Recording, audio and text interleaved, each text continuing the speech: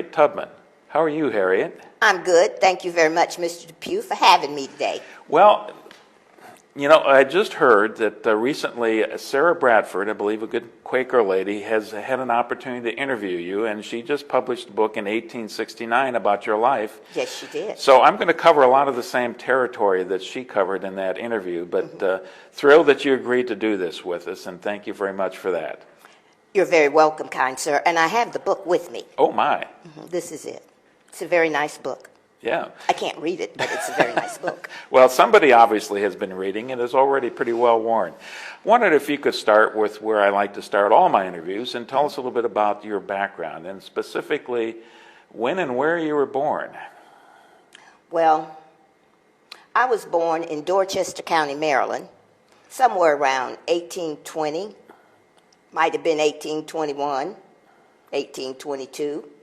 1823, because you see, I was born a slave, and nobody cares about a slave having a birthday. But nevertheless, I was born in Dorchester County on Master Brodus's plantation. What do you know about your parents? Well, I know them very well because they still live with me, even today.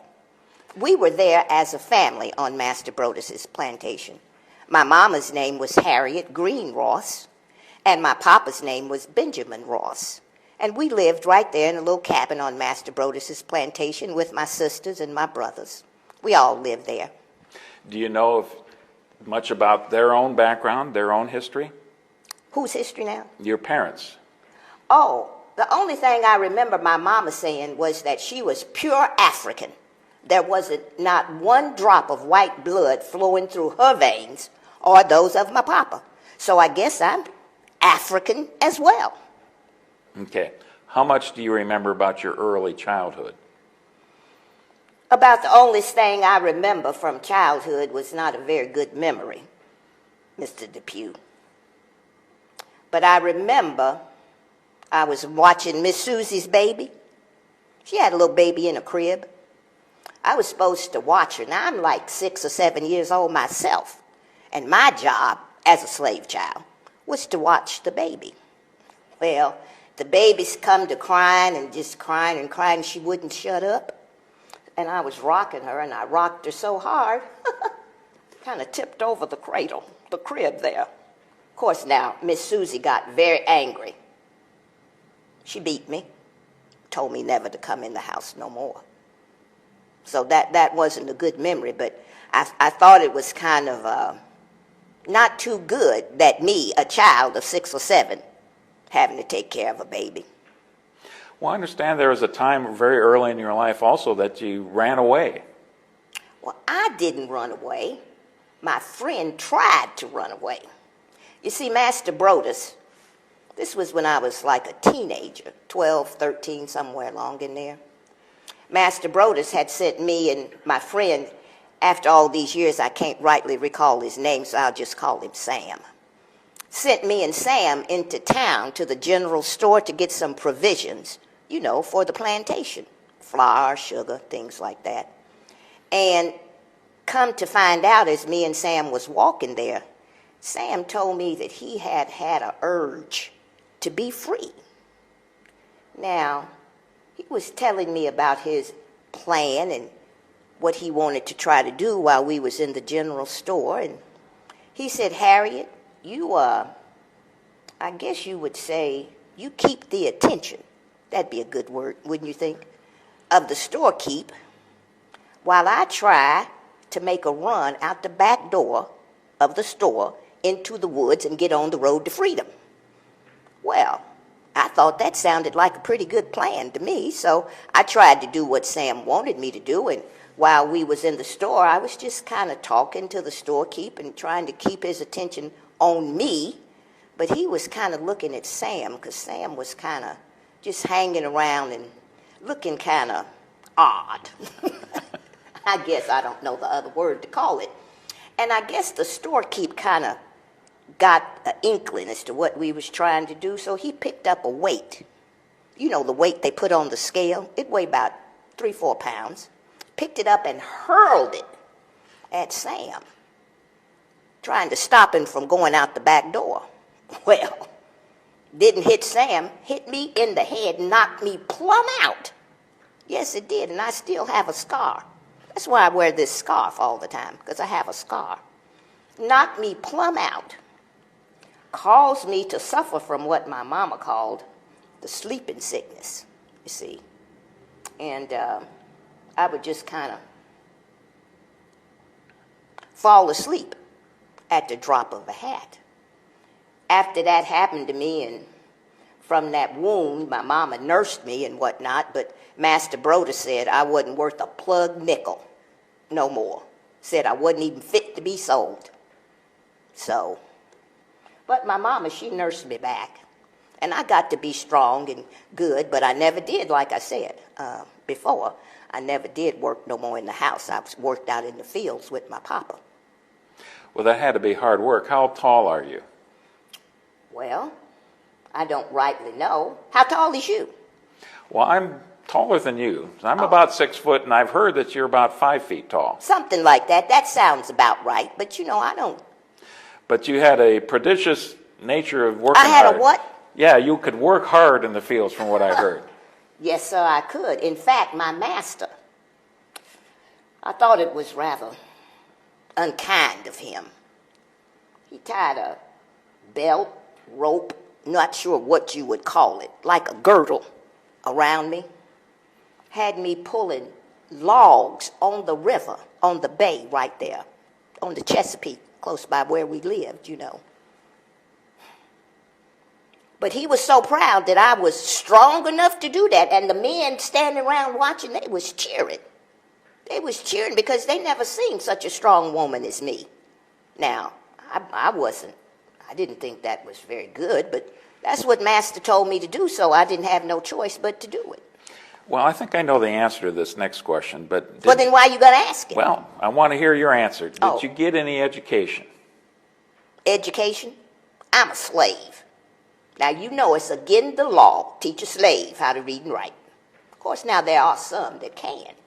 But their masters or whoever taught them, they usually get in a heap of trouble. They did at that time. That was, you know, before the war.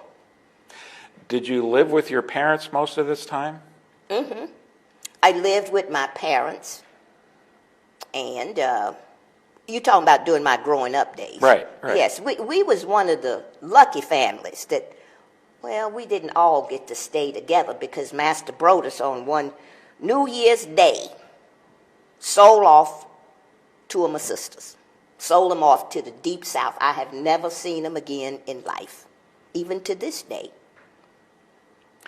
How difficult was that for your parents and for you? It was very hard. How'd you like to have somebody that you love growed up with be sold away from you? How'd you like to be sold, period? Did you get any religion growing up? I'm a very religious woman even to this day. I have a strong faith in the good Lord. I have a very strong faith in the good Lord because he has kept me all these years. All these years. Was that something your parents made sure you knew about, that they were teaching about? Mm-hmm. Yes, we had a little preacher man on the neighboring plantation come around, and we'd have meetings and whatnot, and he'd teach us about the word. So, and my mama and my papa, they was believers. They still is believers. You know, that word and that belief and that faith, I reckon is what you can call it, it helped us get through a lot of hard, bad times. Mm-hmm. Being a slave was hard. Of all the different things about being a slave, what do you think was the most difficult for you? It was all difficult. In looking back at it and thinking about it, I guess the most difficult thing was not being in charge of your person. You can't be in charge of yourself. You understand what I'm trying to say? Somebody always telling you what to do, how to do it, when to do it. You can't make no choice for yourself. You don't have no, right, you don't have no control of your own body or your mind for that matter. Somebody else is always doing your thinking for you, you see. How about one of the more important things in life, getting married? Did you have any choice of that? Were you ever married? Well, yes. What else you want to know? In fact, I'm on husband number 2 right now. We just been married a short time, but I'm on husband number 2 right now. I guess you want to know what happened to husband number 1. Yeah, I want to know about husband number 1. First of all, I understand you weren't born with the name Harriet Tubman. What was your birth name? My slave name. My slave name was Araminta Ross. Araminta. Folks used to call me Minty for short. But you see, when I decided that I was going to be free, I took the name of Harriet to honor my mother.